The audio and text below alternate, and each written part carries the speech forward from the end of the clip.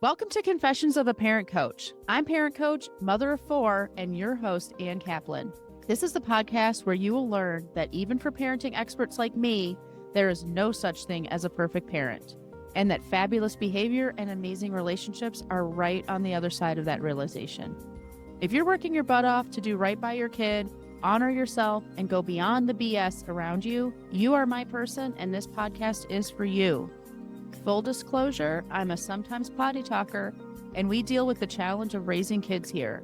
This podcast is for grown-ups, so stick your earbuds in and let's do this. Welcome into another episode of the podcast, everybody. I'm excited to be here with you again this week.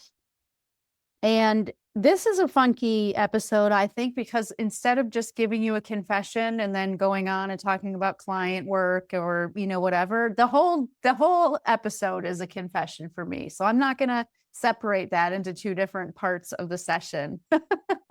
So get ready and buckle up. So part of my job, a couple years ago, this got added to my repertoire. So I run the retreat here every year up in the beautiful, gorgeous Traverse City, right at the peak of color change. It's gorgeous. It is breathtaking. It is soul touching. It is work deepening. It is all the things that you would want from a retreat. And even though that's just in the fall, it's just in October, I spend 12 months being present with the retreat and meditating on it. So even though it's only 1 month, from y'all's experience, for me, it's a big part of my job all year long. And then I also run my, just a regular coaching practice, which has like a group coaching program. I do work with co-parents and couples. And then I also work one-on-one individually with people. So that's my coaching practice. And then a few years ago, I also got contracted by the organization that I got my coaching certification through, which is IPEC. It's IPEC stands for the Institute for Professional Excellence in Coaching, by the way, in case you care. And what I got hired by them to do is two things. First of all, I help and assist during in-person trainings in Denver for students that are going through the program, which I really love. That's called being a module support coach, because those trainings are called modules. There's 3 modules. And then I'm also a mentor coach, which means that the students that are going through the program get a mentor, which I am one of them, and you're assigned to me as a student. And 6 times during your program, we meet, you coach me on a real life topic that I bring to our sessions, and then I give you feedback on your coaching. So it's a really great way for the students to get some experience coaching somebody, coaching a coach, and getting feedback from that coach. They do a lot of peer work as well, but there's also value in that, huge value in that. And then there's also value in having this sort of like structured feedback container that we do for mentor coaching. And a few months back, I did a session with one of my students where the topic I brought was that I was really just feeling like I'd kind of run out of steam for parenting. Like I have 3 of my kids 2 of them are flown. One of them is going to do her senior year of high school this fall, and then she'll be out of the nest. So I feel like I'm like so close to the finish line, except that I have also a 12-year-old. I have my soon to be 7th grader, Sky, he's magical. He's been like a major gift to our family in a million different ways ever since the day he was born. And the topic that I brought to this student was, I'm like kind of over it. Like I already did 7th grade 3 times. I already dealt with like all of the vicissitudes of transitioning into teenage life. I already put together a bar mitzvah, I've already done all this stuff, and I'm really like in my mind, fast forwarding to this next chapter that I'm really looking forward to, of being this sort of helpmeet in my kids' lives, a support person, maybe even a housemate with them, but not this person who is, really, minute to minute plugged in in that way of parenting that we do before our kids are grown. And, the goal that I had for that session was I really wanted to figure out how to not be in such a rush and to just, because it creates resentment. Makes me like just not plugged in and not present. I really want to make sure that I follow through and give Sky the full 18 years of present and conscious parenting that he deserves, just like I gave to my other kids. I want to see this through. Like, I've done a really, really great job of being conscious and present and parenting with integrity and intention since day one for 21 years. And now I've got these last, couple of years to go. And I want to really make it across the finish line in this, complete and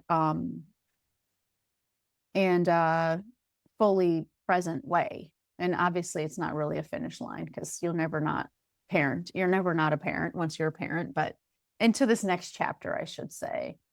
But I'm having a hard time doing it. Like, I'm constantly just like, oh, I just wish I was in Michigan while we're in Denver, or I wish that I could just not make dinner tonight. Oh my God, I cannot wait. Like, I've told Mike already, like, it's the second that we do not have kids at home anymore, we're having charcuterie for dinner every single night for the rest of our marriage. I never want to cook dinner again. So I'm just like, I'm over it, and I had no idea what was going to be uncovered in that session, which is true in every mentor coaching session. It really truly is genuine coaching that these students are giving to me, and that I am receiving. And I don't have it all curated and planned out, for these students. So, of course, every time that I do these sessions, I don't exactly know what's going to be unearthed, but I probably have a suspicion. I mean, I've been doing my own work on myself for a really long time, and sometimes I joke that the hardest part of that job is coming up with topics to be coached on, because most of the work that I'm doing with my practitioners now is much more existential, it's much more spiritual.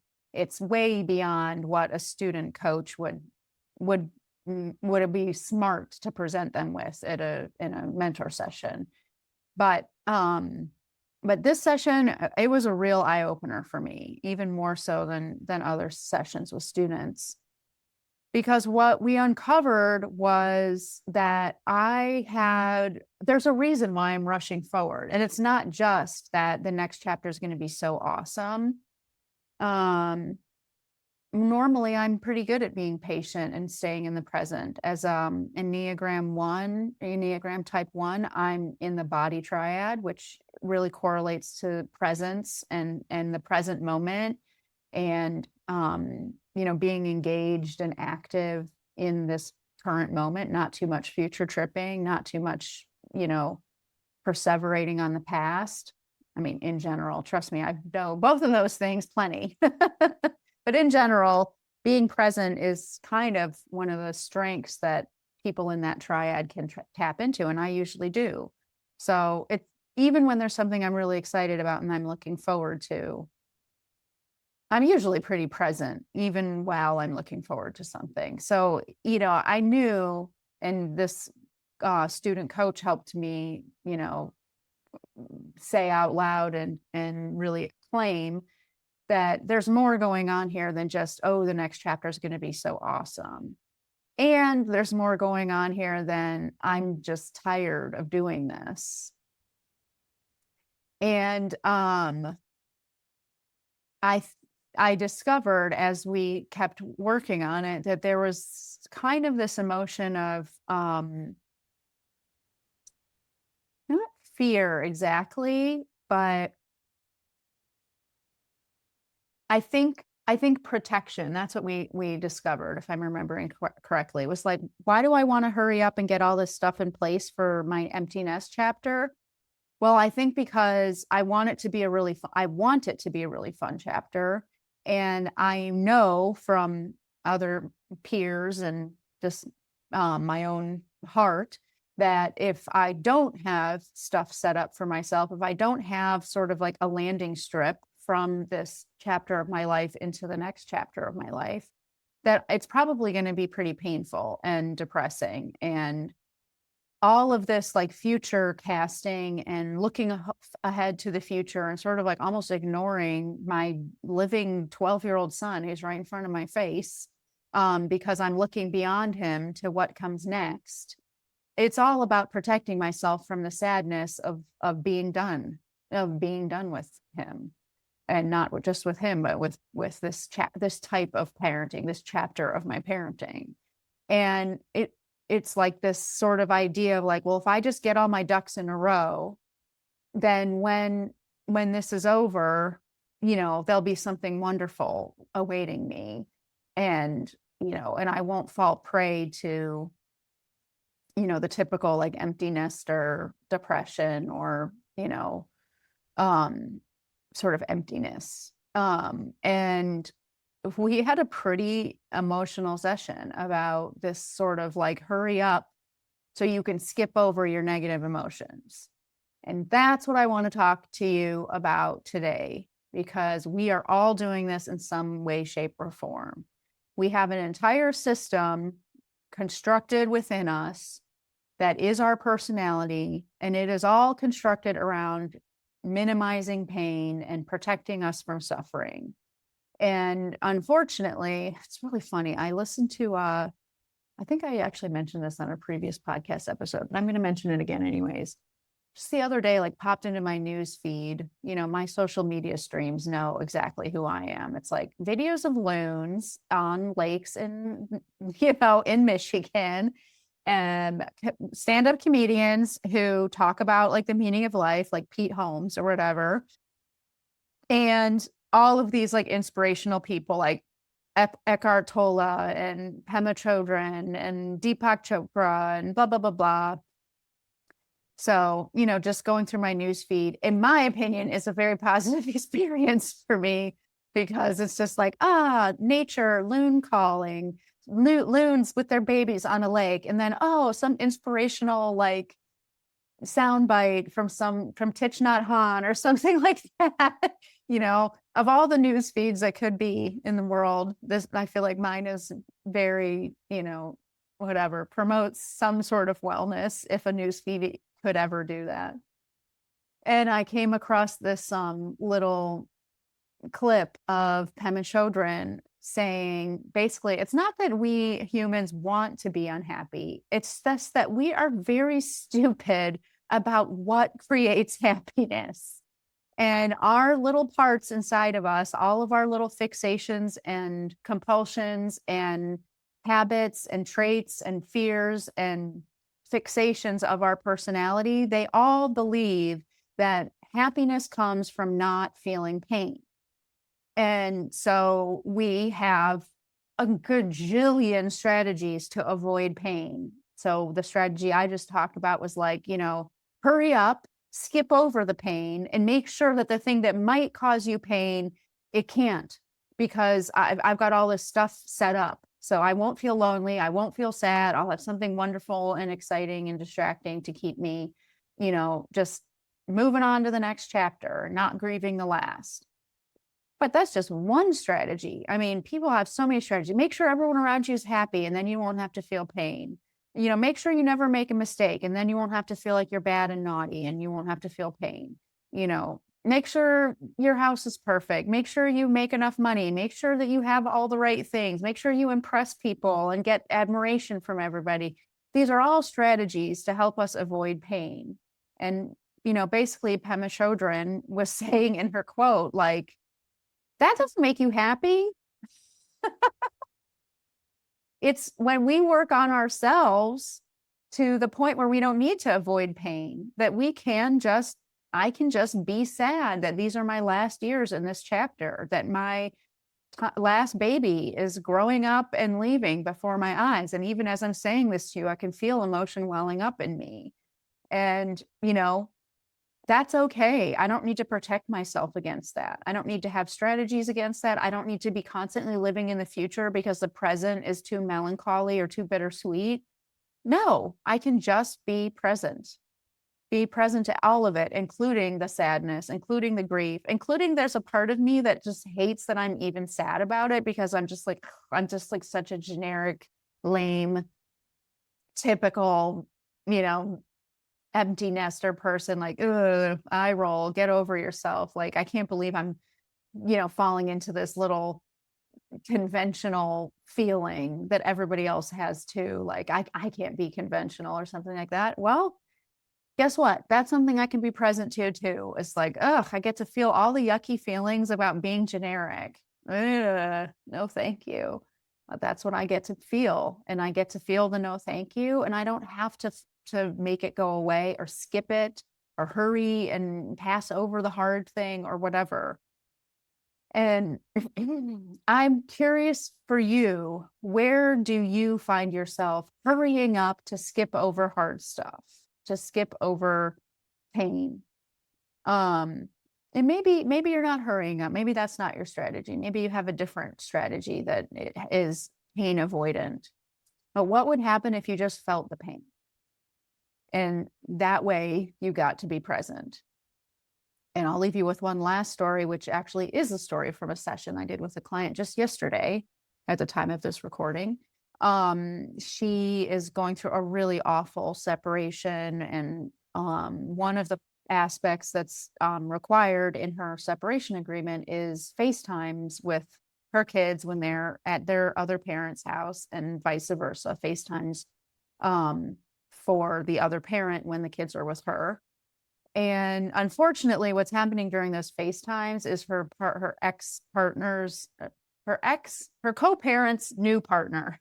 Let me try to say this in the most confusing way possible.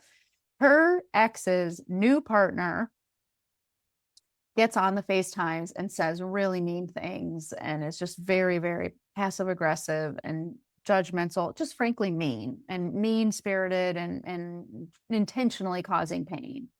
And it works. It intentionally is painful. And mission accomplished, because my client messages me, maybe it's something you don't know, but if you're working with me as a private client, you have access to me 24/7 the entire time that we're working together. You never have to wait for our next session to send me a message. I use a video messenger with my clients called Marco Polo. So every time that this mom has her FaceTimes, I get a message afterwards. And that's part of what she needs from me, is just a place to just be in her emotions and feel her feelings and know that it's a safe space and that she's going to get nothing but validation and tenderness and compassion in response to it. And so I get a message from her almost every time that she has a FaceTime with her kiddos, because of this new person who's come into the picture and is, for whatever reason, working through her own stuff and being cruel while she does it. And we had a session yesterday where she asked me, she said, like, I need to figure out these FaceTimes because they're just ruining my life and they're so torturous to me. And after a few questions of like, okay, well, what would you wish they could be like? Like, what would you rather do? What she came away with was like, she's actually already doing what she wants to do, which is not engaging with this person during the call. And then afterwards, just feeling all her feelings and, and just being present with the emotions, but not being reactive or engaged with that, during the call or even in response to the call later, like, in her co-parenting app or anything like that. She's already doing all of that. And what she finally realized was what she really wishes isn't that the strategy would change, but that she didn't feel pain while she was doing the strategy. Like, it didn't hurt when this person was cruel to her on FaceTime and stuff like that. And which, I mean, who could blame her? Of course, that's what she wants. We all want that. And we did a little bit of coaching work around that. We did some internal family systems work. We did some just literally talking about this exact idea of like rushing or trying to get to the part where it doesn't hurt anymore. And what we walked away with, like I think it was maybe like one of the last sentences we said on the call was basically, the goal is for you to do exactly what you're doing right now and for it not to hurt. The only way for that to happen is for you to do exactly what you're doing right now and for it to hurt first. It's a very paradoxical thing where the way we get to it not hurting is by feeling the hurt. The way we get to everything is through it. So we just have to go through that fire. And was a really poignant reminder to me that no matter how much I sit here and spew platitudes and aphorisms to y'all on our calls, or in my podcast episodes, I have to learn what I teach continuously forever and ever and ever, because I was doing it too. And really shortchanging my son, shortchanging myself, because this is something that matters to me and I want to be present for. And not protecting myself at all, by the way, because surprise, it's still going to freaking hurt a lot when I go through this transition. There's no amount of preparation and future tripping and daydreaming that is going to make it so that it doesn't rock my world when I have no kids at home anymore. So I hope that's helpful for you. Think about where you might be avoiding pain and what would happen if you didn't need to avoid it, if you could just be present with it and feel it. And if you need help doing that, you're not alone. I certainly don't figure this stuff out by myself. Even my students are helping me figure it out. That's when it's time to reach out, whether it's coming to the retreat in the fall, which I would be thrilled to enroll you in, or whether it's working with me in the group program or working with me one-on-one, however that is. We all need help, even noticing, like I did, need help noticing that what we're doing even, and then actually doing the healthier thing that is hard. And that's my job. I hope you have a great week, everybody, and I'll talk to you again soon. Bye. The episode is over, but there's more waiting for you. You can grab my free workbook, Getting Kids to Listen the First Time, that walks you through the fundamental principles I teach all of my clients and applies them to this very universal parenting challenge. So if you're sick of repeating yourself all day long or just want to learn more about my style, you'll definitely want to go to bit.ly/kidswholisten. And if you're ready to work with me, let's meet. Set up a free call at bit.ly/Kaplan call, and let's create an action plan that gets you exactly where you want to go. And of course, links to all this goodness are in the show notes. Thanks for joining, and I'll see you next time.